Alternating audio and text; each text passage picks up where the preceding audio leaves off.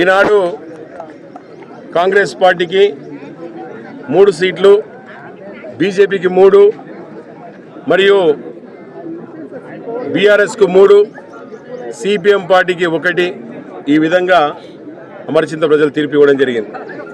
మేము ఉమ్మడిగా Congress party CPM అభ్యర్థులుగా 4 గెలవడం జరిగింది. అదేవిధంగా మేము కూడా ప్రజలు ఇచ్చిన తీర్పును శిరసావహించి మేము కూడా ఉన్నాం. కానీ ఈ మున్సిపాలిటీ చాలా వెనుకబాటుతనంతో ఉందనే ఒక ఆలోచనతోన ఈనాడు వాళ్ళు పెద్ద మనసు చేసుకొని ఈరోజు జిమ్కా సువర్ణమ్మ మా దగ్గరికి రావడం, అన్న మేము గ్రామ అభివృద్ధికి చేసుకుంటాం, మున్సిపాలిటీ చిన్నది, ఎక్కడ పోయినా కూడా అభివృద్ధి లేకుండా ఉంది కదా 15 సంవత్సరాల నుండి, దయచేసి ఈ యొక్క మున్సిపాలిటీని అభివృద్ధి చేసుకోవాలంటే ఒకే లక్ష్యంతోన మీ దగ్గరికి వస్తున్నాం. కనుక దయచేసి ఈనాడు ఎక్కడ కూడా ఎవరికి మెజార్టీ ఇవ్వకుండా కొంచెం ఇబ్బంది జరిగింది, 1 సీటు ఇబ్బంది కనుక ఆ 1 సీటును నేను ఇస్తా, నేను వచ్చి ఈ యొక్క మున్సిపాలిటీని అభివృద్ధి చేసుకుంటా అని చెప్పి ఆమె రావడానికి మేము స్వాగతిస్తూ ఆమె మాకు సంపూర్ణంగా మద్దతు తెలిపి ఆమె కుటుంబానికి వారికి కూడా మేము ఈ యొక్క అమరచింత మున్సిపాలిటీ ప్రజలందరూ కూడా వారికి ప్రత్యేక ధన్యవాదాలు తెలుపుకుంటూ మా కుటుంబానికి ఈనాడు అమరచింతలు గత 3 సంవత్సరాల నుండి కూడా 2 సంవత్సరాల కిందట రాష్ట్ర మంత్రివర్యులు స్థానిక ఎమ్మెల్యే అయినటువంటి బీద బలహీన వర్గాల ఆశా జ్యోతి వాకిడి శ్రీయరన్న ఒక వజ్రంలా ఈ అమరచింత ఆత్మకు రెండింటి కూడా దొరికినటువంటి ఒక వజ్రం. గత 15 సంవత్సరాల నుండి కూడా ఏనాడు ధర్మపురం రోడ్ లేదు, నందిమల్ల రోడ్ లేదు, నందిమల్ల నుండి జూరల ప్రాజెక్టు వరకు కూడా రోడ్ లేని పరిస్థితి. అమరచింతలో ఒక ఎంపీడీఓ ఆఫీస్ని తాళం వేస్తే చూసుకుంటూ ఉన్నటువంటి పార్టీలు ఉన్నాయి. అమరచింతలో ఎంఆర్ఓ ఆఫీసులో నీళ్లు గారుతుంటే వర్షం నీళ్లు పట్టించుకున్నటువంటి నాతులు లేరు. ఈరోజు మున్సిపల్ ఆఫీస్ని దాంట్లో కూడా ఈ మామూలుగా మనం బర్రెలు కట్టేసేటువంటి కట్టడం చూస్తున్నాం. ఈనాడు గ్రామంలో అనేక డ్రైనేజ్ సిస్టమ్ కూడా ఏ విధంగా ఒకసారి చూడాలి. గతంలో పరిపాలించినటువంటి వ్యక్తులు వచ్చిన నిధులను కూడా వాళ్ళ జోబులు వేసుకున్నటువంటి సందర్భాలు ఉన్నాయి. దాని మీద కూడా కాంగ్రెస్ పార్టీ గతంలో పోరాటం చేయడం జరిగింది.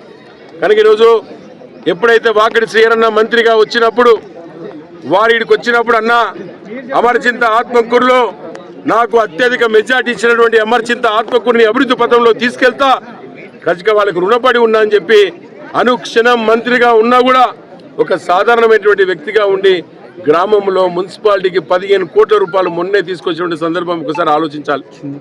అదేవిధంగా ప్రైమరీ హెల్త్ సెంటరు ఎక్కడ ఎవరికి ఇబ్బంది ఉన్నా కూడా ఖచ్చితంగా వనపర్తికో మామునారుకో పోయే పరిస్థితి ఉంటే దేశాయ్ ప్రకాష్ రెడ్డి సార్ కట్టినటువంటి హాస్పిటల్ని ప్రైమరీ హెల్త్ సెంటర్ని నెలకు 13 లక్షల రూపాయలు 33 లక్షల రూపాయలు శాలరీస్ ఇచ్చి 9 మంది ఎంబీబీఎస్ డాక్టర్లను ఈరోజు కేటాయించడం జరిగింది. అదేవిధంగా వాకిడి శ్రీయరన్న ఇదే అమరచింత మున్సిపాలిటీకి ఈ ఆఫీసులు ఏందన్నా ఇన్ని ఏం లీడా ఈ విధంగా రాజకీయ నాయకులు పరిపాలించారు కదా, ఈ ఎంపీడీ ఆఫీస్కి తాళం వేసుడు ఏందన్నా నాకు బాధ అనిపిస్తుందని చెప్పి సీఎం రేవంత్ రెడ్డి దగ్గరికి పోయి 16,50,00,000 రూపాయలు తీసుకొచ్చి అన్ని ఆఫీసులు కూడా ఖచ్చితంగా ఒక దగ్గర ఉండాలని చెప్పి ఇక్కడ 14 ఎకరాలు ఉన్నటువంటి దుబాయ్ కుంటలో 7 ఎకరాలలో ఆఫీసులు కూడా కట్టియడానికి సీఎం గారి దగ్గర నుండి పైసలు తెచ్చినట్టు సందర్భం మొన్నే జరిగింది. అదేవిధంగా ఒక పోలీస్ స్టేషన్ మన దగ్గర సొంత బిల్డింగ్ లేదు. గతంలో పరిపాలించినటువంటి నాయకులు ఒకసారి ఆలోచించాలి, ఆ పోలీస్ స్టేషన్ కూడా ఎందుకు తీసుకురాలని ఆలోచించాలి. దాని సందర్భంగానే రాష్ట్ర ముఖ్యమంత్రి గారిని కలిసి శ్రీయరన్న 4,50,00,000 రూపాయలు తీసుకోవడం జరిగింది. దాన్ని కూడా కొత్త బిల్డింగ్ తయారు చేస్తున్నాం. కనుక ఈ యొక్క మున్సిపాలిటీలో చిన్నదని చెప్పి చిన్న చూపు చూసి ఎవరు వచ్చిన గతంలో ఎమ్మెల్యేలు మక్తాల్లో కారెక్కి ఎక్కువ దగ్గర ఆగిపోయి ఈ అమరచింతని ఏ విధంగా నిర్వీర్యం చేసారో ఒకసారి ఆలోచించాలి. ఈరోజు అమరచింత మున్సిపాలిటీని మున్సిపాలిటీ నడిపించాలంటే వాళ్ళకు జీతాలు లేక ధర్నాలు చేసినటువంటి పరిస్థితి ఉంది.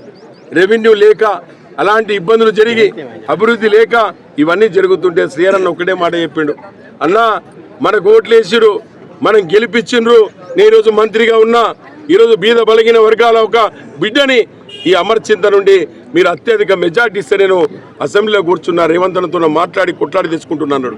కనుక అలాంటి వ్యక్తిని ఈరోజు కాపాడుకోవాలి, అలాంటి వ్యక్తిని బాధ పెట్టవద్దు, అలాంటి వ్యక్తిని ఏ రోజు కూడా తల దించుకునే పని చేయొద్దని ఈరోజు మా సువర్ణమ్మ నిజంగా చెప్తున్న జింక సువర్ణమ్మ కుటుంబానికి జింక రవణకు మేము ఖచ్చితంగా ఈ యొక్క సొంతం ఇంటి మనిషిలాగా చూసుకొని వాళ్ళ రుణం తీర్చుకుంటామని చెప్పి మీకు అందరికీ